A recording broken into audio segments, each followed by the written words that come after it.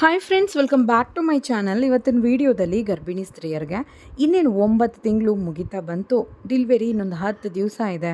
So ಈ ಟೈಮಲ್ಲಿ ನನಗೇನೆಲ್ಲ ಲಕ್ಷಣಗಳು ಕಾಣಿಸ್ಕೋಬೋದು? ಒಂದು ವೇಳೆ ಈ ಸೂಚನೆಗಳು ಸಿಕ್ಕಿದ್ರೆ ನಾನು ಮನೇಲೇ ಇರೋದಾ ಇಲ್ಲ ಹಾಸ್ಪಿಟ್ಲಿಗೆ ಹೋಗೋದಾ? ಯಾಕಂದರೆ ಕೆಲವು ಟೈಮಲ್ಲಿ ಫಾಲ್ಸ್ ಪೇಯ್ನ್ ಬರುತ್ತೆ, ಕೆಲವು ಟೈಮಲ್ಲಿ ರಿಯಲಾಗಿ ಪೇಯ್ನ್ ಬಂತೋ ಇಲ್ಲೋ ಅಂತ ಗೊತ್ತೇ ಆಗಲ್ಲ. ಯಾವುದನ್ನು ಫಾಲ್ಸ್ ಪೇಯ್ನ್, ಯಾವುದನ್ನು ಟ್ರೂ ಪೇಯ್ನ್ ಅಂತ ಅಂದ್ಕೊಳ್ಳೋದು?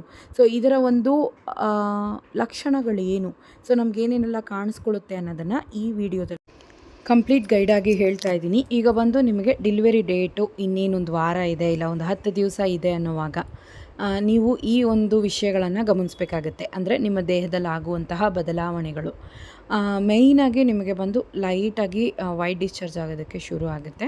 ಮತ್ತು ಆ್ಯಂಬ್ಲಿಯೋಟಿಕ್ ಫ್ಲೂಯಿಡ್ ಕೂಡ ಸ್ವಲ್ಪನೇ ನೀರು ಥರ ಬರೋದಕ್ಕೆ ಶುರು ಆಗುತ್ತೆ. ನೀರು ಯೂರಿನ್ ಬರುವಂತಹ ಪ್ಲೇಸಲ್ಲಿ ಬರೋದಿಲ್ಲ. ಪೀರಿಯಡ್ ಆಗುತ್ತಲ್ಲ ಆ ಒಂದು ಪ್ಲೇಸಲ್ಲಿ, ಅಂದರೆ ಬೇಬಿ ಬರ್ತ್ ಪ್ಲೇಸ್ ಏನಿರುತ್ತೆ ವಜೈನದಲ್ಲಿ, ಅಲ್ಲಿ ಬರುವಂಥದ್ದು ನೀರು. ಸೊ ಒಂದು ಸ್ವಲ್ಪನೇ ನಿಮ್ಮ ಪ್ಯಾಂಟೀಸ್ ವೆಟ್ ಆಗ್ತಾ ಇದೆ ಅಂದರೆ ಸ್ವಲ್ಪ ಹುಷಾರಾಗಿ.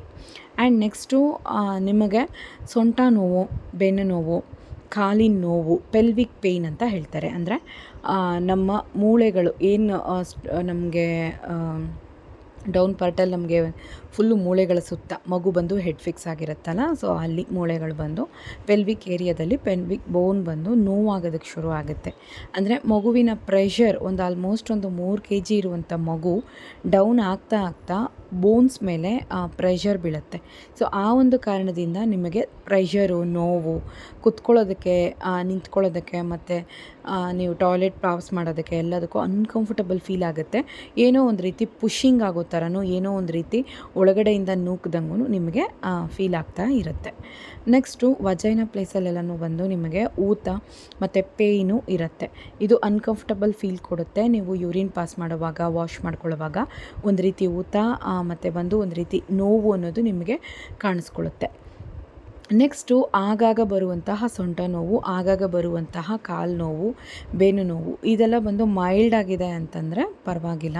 ಬಟ್ ಹೆವಿಯಾಗಿದೆ, ತಡ್ಕೊಳ್ಳೋಕ್ಕೆ ಆಗ್ತಾಯಿಲ್ಲ, ತೊಡೆಗಳೆಲ್ಲ ಅದರ್ತಾ ಇದೆ, ವಜೈನಾ ಪ್ಲೇಸೆಲ್ಲ ತುಂಬಾ ನೋವು ಆಗ್ತಾಯಿದೆ. ಈಗ ನಿಮಗೆ ಈಗ ಡೈರಿಯಾ ಬಂದಾಗ ಯಾವ ರೀತಿ ನಾವು ಟಾಯ್ಲೆಟ್ಗೆ ಹೋಗಬೇಕು ಅಂತ ಅರ್ಜೆಂಟ್ ಆಗ್ತಾ ಇರುತ್ತಲ್ವ, ಸೊ ಆ ಥರ ನಿಮಗೆ ಪೇಯ್ನ್ ಬಂದು ಹೋಗ್ತಾ ಇರುತ್ತೆ. ನನಗೆ ಇದನ್ನು ಬಂದು ಯಾವ ಥರ ನೋವು ಅಂತ ಹೇಳೋಕ್ಕೆ ಬರ್ತಾಯಿಲ್ಲ. ಸೊ ಇದು ಬಂದು ಅನುಭವ ಆಗಿರೋದ್ರಿಂದ ಹೇಳ್ತಾ ಇದ್ದೀನಿ. ಇದು ಡೆಲಿವರಿ ಆಗೋ ಟೈಮ್ಗೆ, ಇಲ್ಲ ನಾರ್ಮಲ್ ಡೆಲಿವರಿ ಆಗುತ್ತೆ ಅಂದರೂ ಕೂಡ, ಇಲ್ಲ ಸಿ ಸೆಕ್ಷನ್ನೇ ಆಗುತ್ತೆ ಅಂದರೂ ಕೂಡ, ನಿಯರ್ ಡೆಲಿವರಿ ಇನ್ನೇನು ಆಗುತ್ತೆ ಅನ್ನೋ ಸಮಯದಲ್ಲಿ, ಇಲ್ಲ ಬೇಬಿ ಬರ್ತ್ಗೆ ಇನ್ನು ಸ್ವಲ್ಪ ಕಾಲ ಇದೆ ಅನ್ನೋ ಸಮಯದಲ್ಲಿ ಈ ರೀತಿ ನೋವುಗಳು ಕಾಣಿಸ್ಕೊಳ್ಳುತ್ತೆ.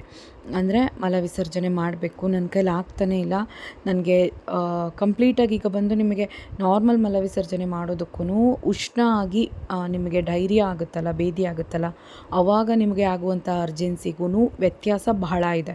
ಸೊ ನಾರ್ಮಲಾಗಿ ನಿಮಗೆ ಅರ್ಜೆಂಟ್ ಆಗೋವಾಗ ಅದನ್ನು ಅಡಗಿಸ್ಬಹುದು, ನೋವನ್ನು ತಡ್ಕೋಬೋದು. ಬಟ್ ನಿಮಗೆ ಬೇದಿ ಆಗುವಂತಹ ಒಂದು ಅರ್ಜೆನ್ಸಿಯನ್ನು ನಿಮ್ಮ ಕೈಲಿ ತಡ್ಕೊಳ್ಳೋಕ್ಕಾಗಲ್ಲ. ಸೊ ಆ ಥರ ನೋವು ಬಂದು, ಅಂದರೆ ಆ ಥರ ರಿಲೇಟೆಡ್ ಆಗಿ ನೋವು ಬಂದು ನಿಮಗೆ ಇರುತ್ತೆ.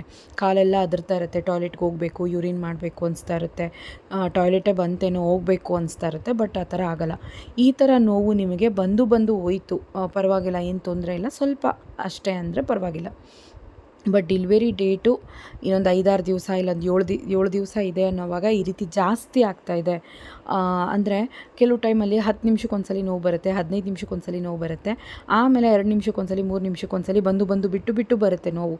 ಅದು ಹೆವಿಯಾಗಿರುತ್ತೆ. ನಾನು ಹೇಳ್ದಂಗೆ ಅರ್ಜೆನ್ಸಿ ಅನ್ನೋದು ಜಾಸ್ತಿ ಅನ್ನಿಸ್ತಾ ಇರುತ್ತೆ ನಿಮಗೆ.